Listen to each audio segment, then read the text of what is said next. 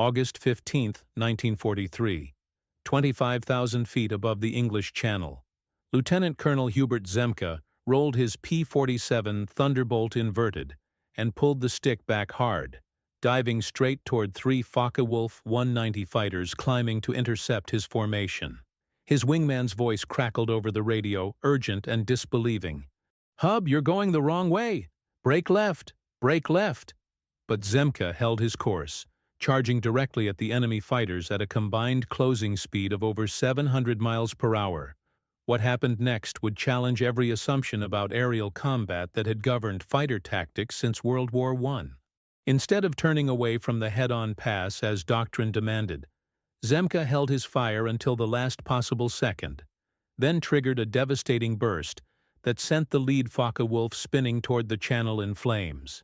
His unconventional attack scattered the remaining German fighters and saved his formation from what should have been a catastrophic engagement.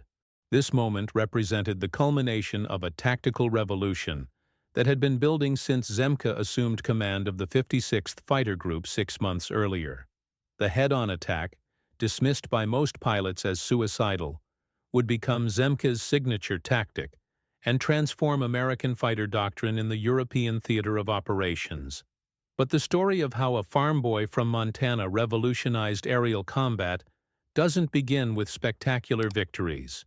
It begins with devastating losses, mechanical failures, and a fighter command that had spent 2 decades preparing for the wrong kind of war. To understand why Zemke's tactics represented such a radical departure, you must first understand what American fighter pilots faced when they arrived in Europe, and why conventional wisdom about dogfighting was proving catastrophically inadequate against German pilots who had been perfecting their skills for 4 years of continuous combat. In January 1943, when the 8th Air Force began large-scale bombing operations over occupied Europe, American fighter pilots discovered that everything they had learned about aerial combat was wrong. Their aircraft were designed for different missions. Their tactics were based on outdated assumptions. Their training had prepared them for enemies who fought like Americans, not like battle-hardened Luftwaffe veterans who had survived campaigns in Poland, France, Britain, and Russia. The reality of combat over occupied Europe was starkly different from training scenarios conducted over the peaceful skies of Texas and Arizona. German pilots possessed 4 years of continuous combat experience against the best fighter pilots of Poland, France, and Britain. They had developed tactics specifically designed to exploit the weaknesses of their opponents while maximizing their own advantages. Most importantly, they were fighting over their own territory with the psychological advantage that came from defending their homeland. American bomber formations presented targets that German pilots had never encountered before. The massive B-17 Flying Fortresses and B-24 Liberators were heavily armed with multiple machine gun turrets, but they were also slow and cumbersome compared to the nimble fighters that had dominated European skies. German pilots quickly learned that concentrated attacks from specific angles could overwhelm bomber defensive fire and inflict devastating casualties. The escort fighters that accompanied American bombers faced unique challenges that no previous Air Force had encountered. They needed to maintain formations tight enough to provide effective protection while covering enormous areas of airspace. They had to balance aggressive pursuit of enemy fighters with the primary mission of protecting bombers. Most critically, they operated at extreme range, where fuel limitations severely constrained their tactical options.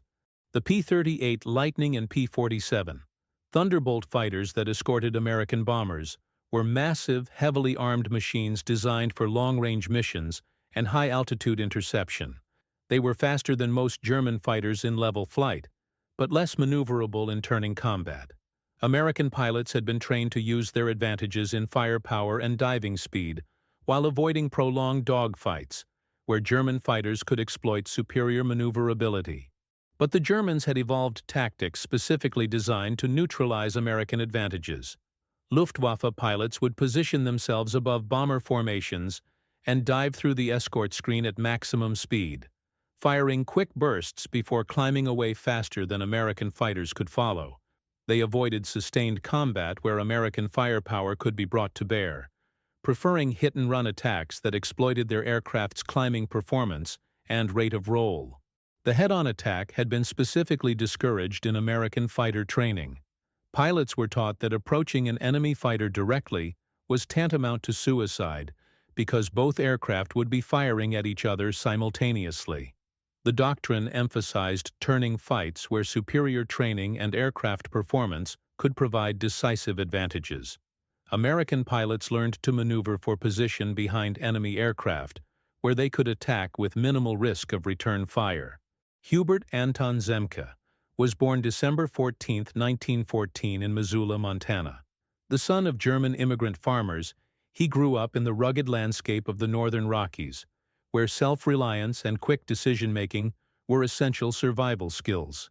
Young Zemke displayed an early fascination with mechanical devices and exceptional hand-eye coordination that made him a natural athlete. After graduating from high school in 1932, Zemke enrolled at the University of Montana to study engineering.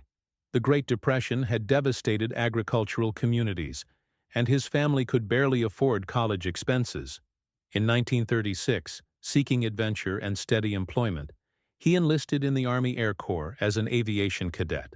He completed primary flight training at Randolph Field in Texas, where instructors noted his exceptional flying ability and aggressive approach to combat exercises. Advanced training introduced Zemke to pursuit aircraft and aerial gunnery, where he quickly demonstrated a natural aptitude for deflection shooting and three-dimensional aerial maneuvering. After receiving his pilot wings and commission as a second lieutenant in June 1937, Zemke was assigned to the 1st Pursuit Group at Selfridge Field in Michigan. The unit flew Boeing P-26 P-shooters, obsolete fighters that would soon be replaced by more modern aircraft. Despite the limitations of his equipment, Zemke excelled in aerial exercises and gunnery competitions. Throughout the late 1930s, as war clouds gathered over Europe, Zemke watched developments in aerial warfare with intense interest.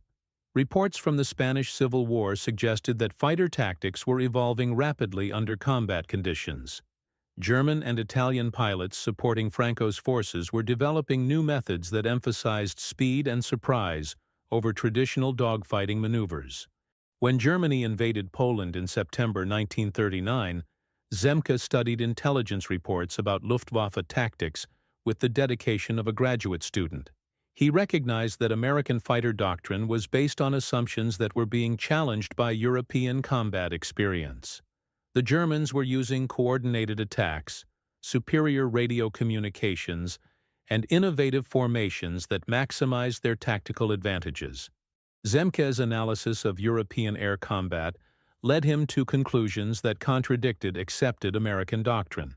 He believed that turning fights should be avoided whenever possible, because they negated American advantages in firepower and diving speed. Instead, he advocated hit-and-run attacks that exploited the superior high-altitude performance of American fighters while minimizing exposure to enemy defensive fire. More controversially, Zemke began experimenting with head-on attacks during training exercises. While other pilots avoided these encounters as too dangerous, Zemke recognized that they offered unique tactical advantages. An enemy pilot approaching head-on had only seconds to aim and fire before breaking off to avoid collision. This brief engagement window favored pilots with superior shooting skills and aircraft with concentrated forward firepower. In December 1941, following the attack on Pearl Harbor, Zemke was promoted to major and selected for assignment to the 8th Air Force, which was being organized for operations against Nazi Germany.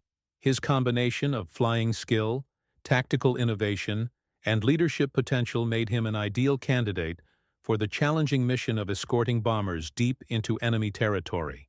Zemke arrived in England in April 1942 as operations officer of the 56th Fighter Group, equipped with Republic P-47 Thunderbolt fighters.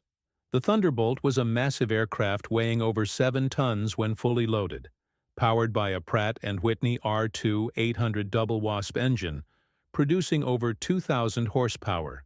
At 47,000 pounds, it was the heaviest single-engine fighter in service with any Air Force. The aircraft's size initially shocked pilots accustomed to smaller, more agile fighters. The cockpit sat high above a massive radial engine that blocked much of the pilot's forward view during ground operations. The landing gear was enormous compared to other fighters, necessary to support the aircraft's tremendous weight. Many pilots joked that they were flying a bomber with one engine instead of a proper fighter aircraft. But the P-47's bulk concealed revolutionary capabilities that would redefine aerial warfare. The massive engine was equipped with a turbo-supercharger that maintained full power at altitudes where other fighters began losing performance. While German fighters struggled to reach 30,000 feet, the Thunderbolt could climb to 40,000 feet and still maintain combat effectiveness. The aircraft's armament was equally impressive. 8 50-caliber machine guns were mounted in the wings, providing more concentrated firepower than most medium bombers. Each gun was loaded with 400 rounds of ammunition, including armor-piercing incendiary rounds capable of destroying any aircraft in service. When all 8 guns fired simultaneously, they delivered a weight of fire that could literally tear enemy aircraft apart. The P-47's size and weight made it unsuitable for traditional dogfighting, but it possessed characteristics that Zemke recognized as potentially revolutionary. The aircraft could dive faster than any fighter in service, reaching speeds that approached the sound barrier. Its 8 50-caliber machine guns delivered more firepower than most medium bombers. Most importantly, its turbo-supercharged engine maintained power at altitudes where German fighters began losing performance. Initial combat operations in spring 1943 exposed serious deficiencies in American fighter tactics. German pilots, veterans of 4 years of continuous combat, systematically exploited weaknesses in American formations and attack methods. Luftwaffe fighters would position themselves upsun from American formations, dive through the escort at maximum speed, fire quick bursts at bombers, then climb away before American fighters could respond effectively. In January 1943, Zemke was promoted to lieutenant colonel and given command of the 56th Fighter Group. At 28 years old, he was one of the youngest group commanders in the 8th Air Force. His first priority was revolutionizing the tactical approach of his pilots, most of whom had been trained in conventional fighter doctrine that emphasized individual dogfighting skills over coordinated group tactics. Zemke began by analyzing the performance characteristics of his aircraft in comparison to German fighters. The P-47 was faster than German fighters at high altitude, but slower in climbing and turning. Its diving speed was unmatched, but its rate of roll was inferior to German aircraft. Most significantly, its concentrated firepower could destroy any German fighter with a few well-placed hits, but only if American pilots could achieve proper firing positions. These performance parameters suggested tactical approaches that contradicted established doctrine. Instead of turning to engage German fighters, American pilots should maintain their energy and use speed to position for brief, decisive attacks. Rather than pursuing individual targets, they should coordinate their attacks to overwhelm German defensive capabilities. Most controversially, they should sometimes charge directly at enemy formations to disrupt German attack patterns. Zemke's tactical innovations centered on what he called the blow-through attack. When German fighters dove through American formations, instead of turning to pursue them, American fighters would continue their original heading and climb back to altitude. This prevented German pilots from drawing Americans into turning fights while maintaining formation integrity. The head-on attack became Zemke's most controversial innovation. When German fighters approached from ahead, conventional doctrine called for turning away to avoid a mutual firing pass.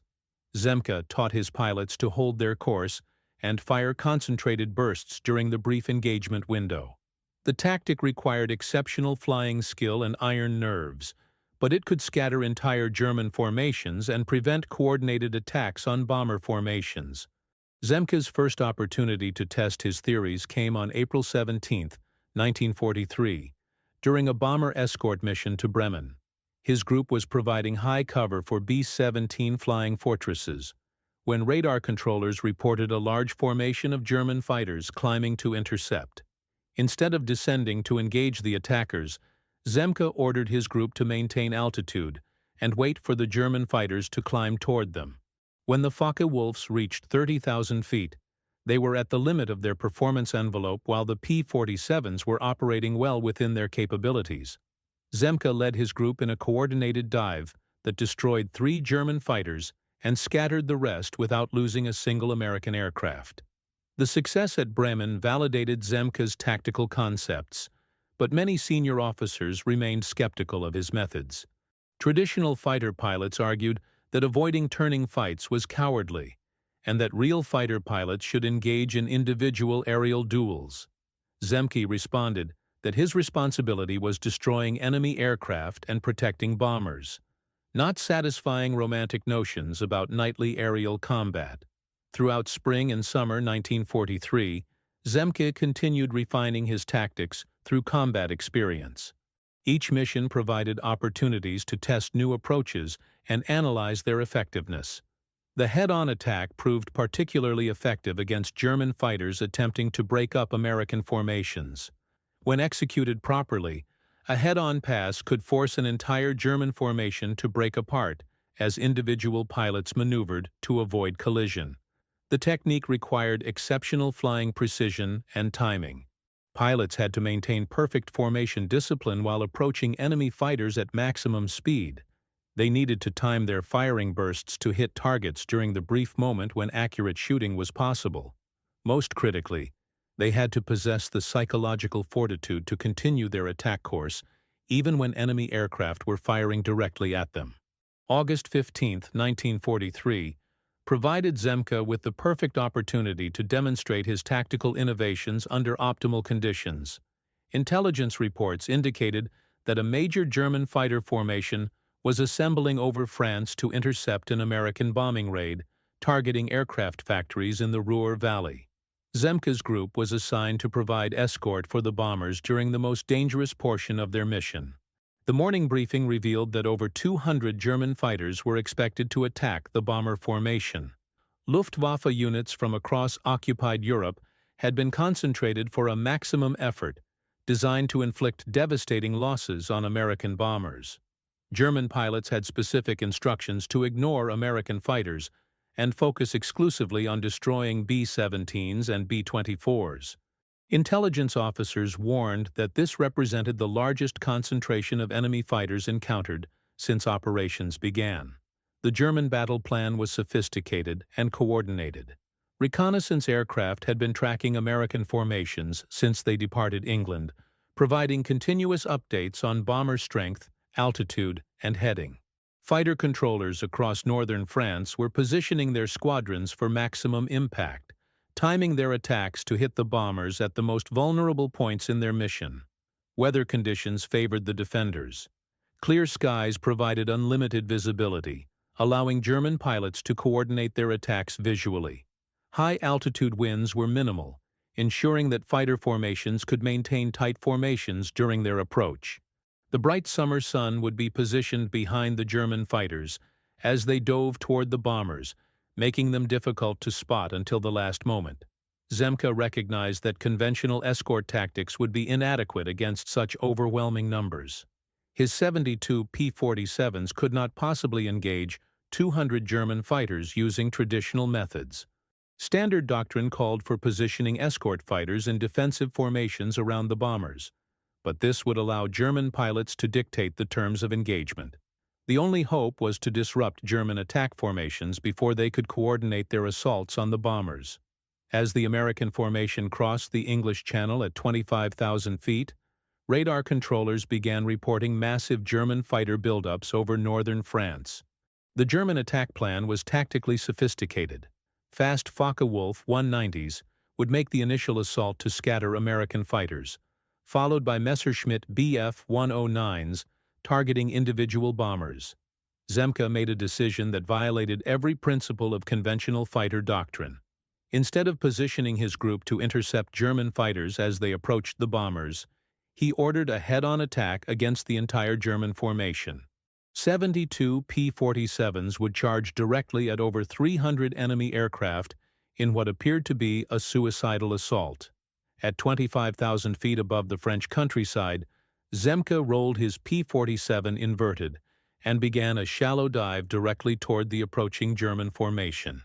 Behind him, 3 squadrons of Thunderbolts followed in perfect formation, their combined firepower representing 216 50-caliber machine guns capable of destroying any aircraft in the sky. The dive accelerated the P-47s beyond 400 miles per hour as they approached the German formation head-on. Closing speed exceeded 700 miles per hour, meaning that the engagement window would last less than 5 seconds. In that brief moment, accurate shooting would determine the outcome of the battle, and potentially the fate of 300 American bombers. German pilots, expecting American fighters to turn away from the mutual firing pass, maintained their attack formations until the last possible moment. When it became apparent that the P-47s intended to continue their attack, individual German pilots began breaking formation to avoid collision. The coordinated assault began disintegrating before a single shot was fired. Zemke held his fire until the range decreased to 400 yards, then triggered a concentrated burst from all 8 machine guns. The lead Focke-Wulf 190 disappeared in a ball of fire and smoke as armor-piercing incendiary rounds shredded its fuel tanks and engine. Behind Zemke, his pilots executed similar attacks with devastating effectiveness. Within seconds, 8 German fighters were burning wreckage falling toward the French countryside, while the surviving attackers scattered in all directions. The head-on attack had achieved results that conventional tactics could never have accomplished. A numerically inferior force had broken up a coordinated assault by 300 enemy aircraft, preventing what could have been catastrophic bomber losses. The German formation never regrouped to threaten the American bombers, which continued to their targets without further molestation. More significantly, word of the attack spread rapidly through Luftwaffe units across Europe. German pilots began reporting that American fighters were employing new tactics that made traditional attack methods extremely dangerous. The predictable nature of previous American responses had been a crucial element in German tactical planning. Now that Americans were fighting unpredictably, German pilots could no longer count on dictating the terms of engagement. Zemke's success on August 15th established his reputation as the leading tactical innovator in the European theater of operations.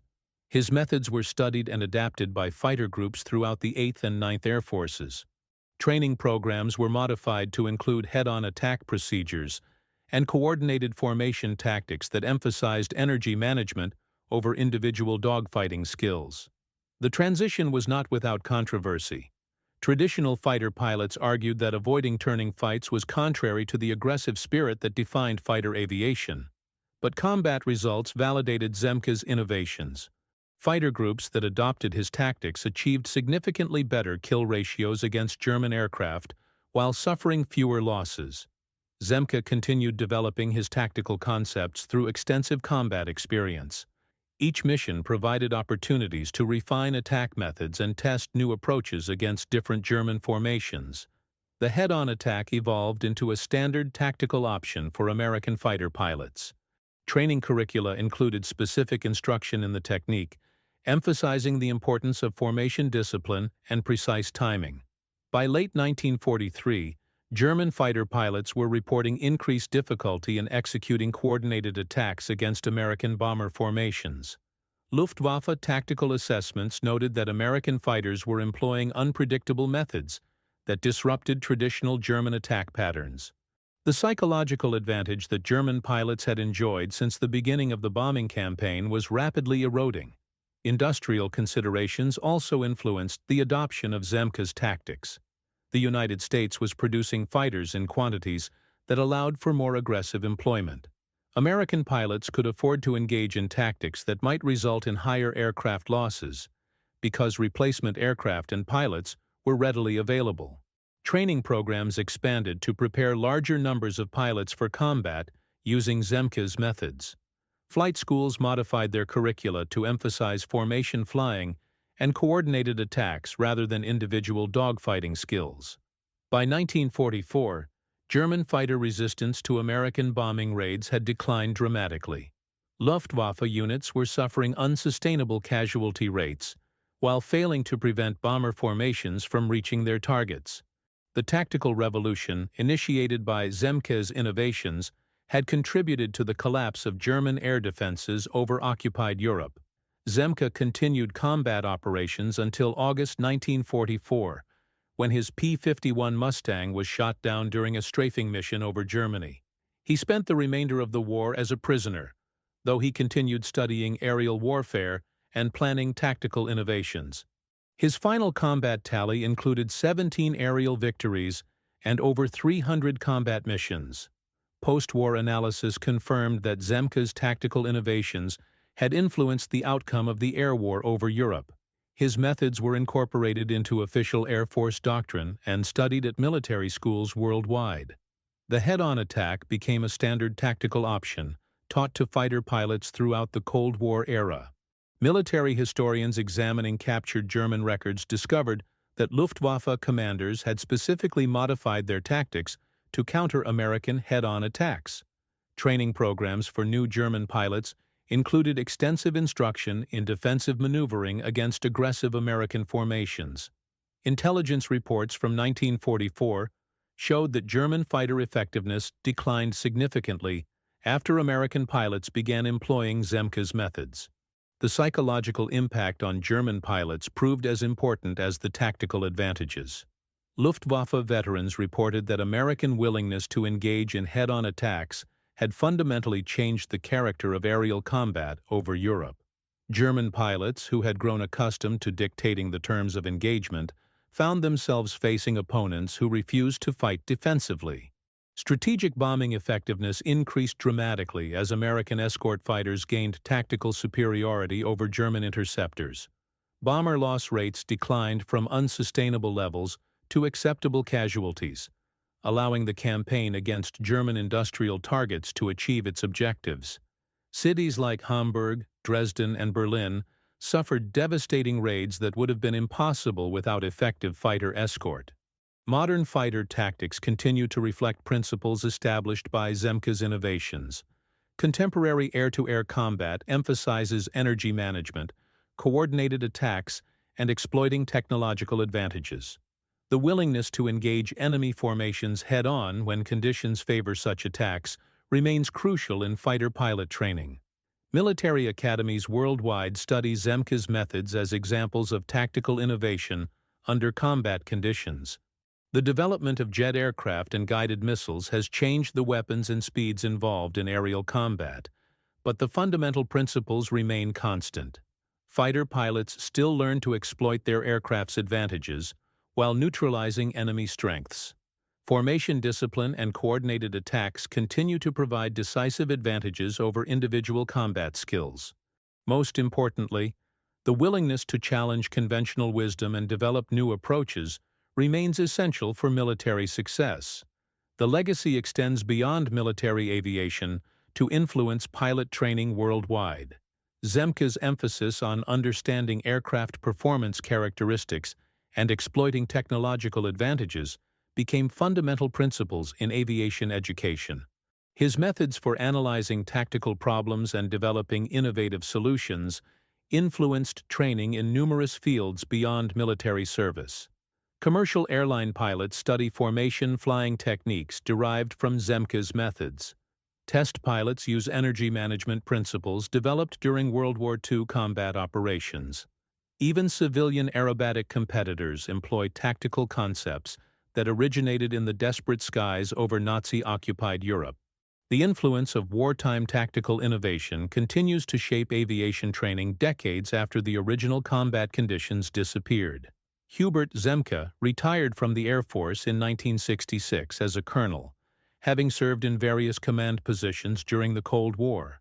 He continued studying aviation history while working as a civilian consultant on military training programs. His autobiography and articles on fighter tactics became standard references for military historians and aviation enthusiasts worldwide. Zemke's post-war writings emphasized the importance of continuous tactical evolution in military aviation. He argued that the rapid pace of technological development required constant adaptation of combat methods. His experiences during World War II had convinced him that military organizations must encourage innovation and experimentation even when new ideas challenged established doctrine. Zemke died August 30, 1994, at age 79 in Northern California. His funeral was attended by hundreds of former pilots whose lives had been saved by the tactical innovations he developed over the skies of Nazi Germany.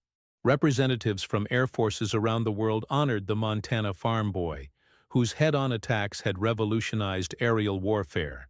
That's how Zemke's crazy head-on attacks transformed American fighter doctrine through combat innovation that challenged conventional wisdom, exploited technological advantages, and demonstrated that tactical creativity could overcome numerical disadvantages.